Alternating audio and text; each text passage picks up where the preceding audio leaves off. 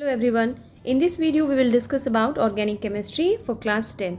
Now organic chemistry is a separate branch children, the branch of chemistry where we only discuss about the carbon and its compound. Now for what topics we will discuss, let's understand first. The topics we will discuss in this video is organic and inorganic compounds. Then what is the difference, or you can say the comparison between organic and inorganic compounds, what are the applications of organic chemistry in your daily life, and some unique nature of the carbon atom. Now carbon atom has many unique nature, but the important unique nature that we will discuss today is the tetravalency of the carbon atom. It means carbon has actually 4. The valency of the carbon is 4. So we will discuss about the valency of the carbon, that is known as the tetravalency.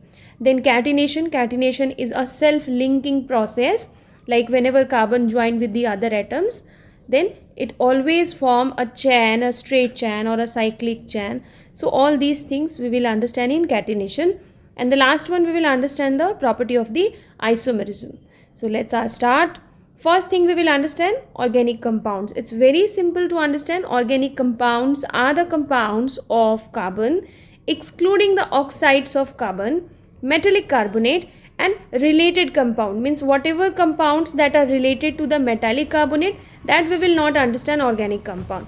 Organic compound is basically the compounds of carbon. In simply you can understand the compounds of carbon. Now inorganic compounds are what? All the compounds that are made up of 2 or more elements, but carbon is not included in that other than carbon. So this one is known as the inorganic compound. Now let's understand what is the comparison between organic and inorganic compound on few important characteristics, or you can also understand this is a difference between organic and inorganic compound, and always remember some important characteristics. The first characteristics is presence of carbon. So it's very simple. In organic compound, carbon is important, or you can say the necessary element in every organic compound. So organic compound is all about carbon only, whereas inorganic compound, carbon is not an essential element, or it is not an important part of the inorganic compound. Now the second characteristics is solubility in water. So you will see organic compounds are generally 100%, it is not there, generally do not dissolve in water, whereas inorganic generally dissolve in water. Solubility in the organic solvent, they dissolve in organic solvent like alcohol, benzene and chloroform, and all inorganic compounds do not dissolve in organic solvent. Means some inorganic compounds may be dissolved. Melting and boiling point is one of the important characteristics. Organic compounds have low melting point and boiling point, easily decompose on heating, whereas inorganic, they have high melting point, high boiling point and do not compose on heating. Similarly, we see some characteristics of combustibility, bonding, conductivity, isomerism. Isomerism is one of very important property that we will discuss in this video later on. And the last one is the color and smell. So organic compounds show the property of isomerisms, whereas inorganic compound, no such phenomenon is shown. Color and smell, if you see, then organic compounds have the characteristics colors and odor, and most of the inorganic compounds are colorless and odorless. Here also children, it is not 100%. It is written most of them. In bonding, you will understand that organic compound form covalent bond and inorganic compound forms ionic bond. Most of the inorganic compound forms ionic bond, and they are non-electrolytes, organic compound, and only those that can form the ionic bonds are good electrolytes. Okay, so this is a basic simple difference between organic and inorganic compound. In this difference, the important characteristics are presence of carbon, melting and boiling point, bonding, conductivity, isomerisms. So remember at least 4 to 5 points always you need to remember. Now we have to see what are the different applications of organic chemistry. So for the application, in simply you can say there is hardly any walk of life where we do not need organic compound. Everywhere we are using the organic compound, whether it is related to your clothes that you are wearing, or the insecticides or the other things that we are using. As you can see, soaps and shampoo, food that we eat, whatever things are present in all the food like carbohydrate, fat, everything, carbon compounds are there. So all these things are related to the organic compound. Medicines is related to organic compound, and obviously all the fossil fuels are also related to organic compound. So in our life there is totally, we are dealing with the organic compounds, or you can say the carbon compounds. Now we discuss about some unique nature of the carbon atom. So children, first you need to understand the atomic number of carbon is 6. So if you make the electronic configuration of this, then how can you arrange? In the first cell it will be 2, and the another orbit it will be 4. So number of electron in the first one is 2, and in the second one is 4. So when you arrange the carbon in this way, then the outermost orbit we have number of electron 4, and the number of electrons that present in the outermost orbit is known as valence electron. So valence electrons are what? 4, and these valence electrons share to form bond, to form different atoms combined with different atoms. So carbon has a tendency to form covalent bond. And what is the valency of the carbon? Carbon has a valency of 4. It has 4 valence electron. So this property is known as actually the tetravalency of carbon.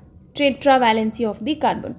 You can see the definition: the characteristics of carbon atom by virtue of which it forms 4 covalent bond is called tetravalency of the carbon.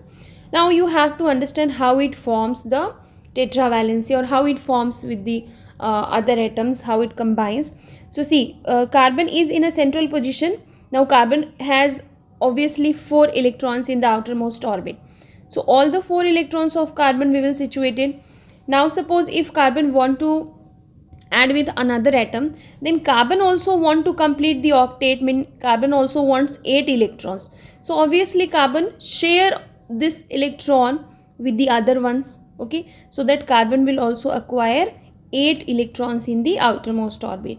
So by doing all these things in the nomenclature, we will understand all these things clearly. So carbon atoms has a special property by which it forms 4 covalent bond, and this is known as the tetravalency of the carbon. Now catenation, come to catenation.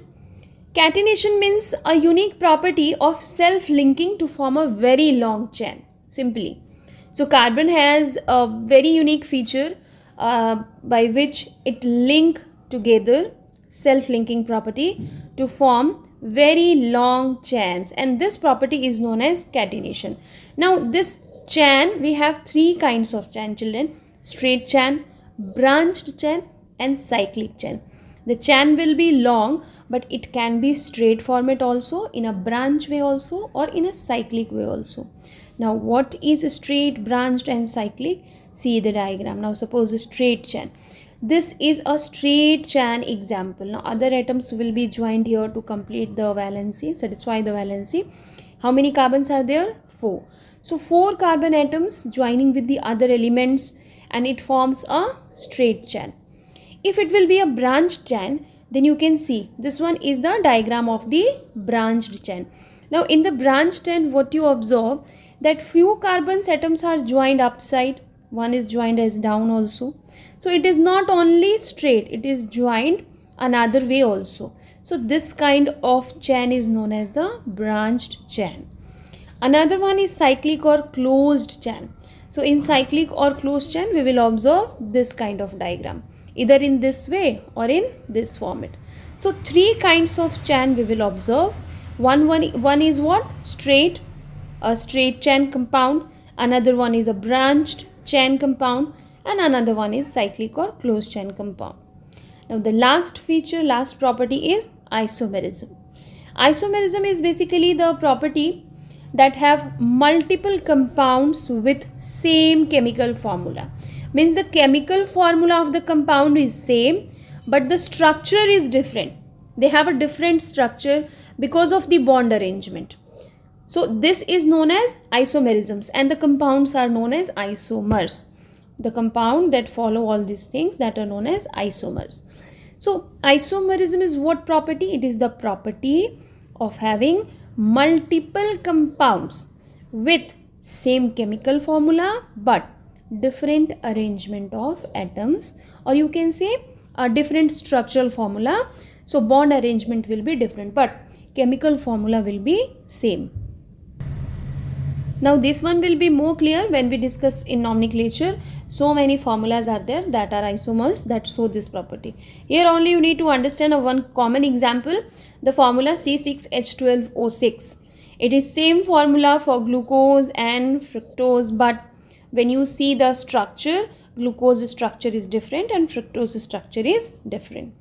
Now in the next video, we will discuss about hydrocarbons and how we start the nomenclature ane, ene, ine, all the compounds.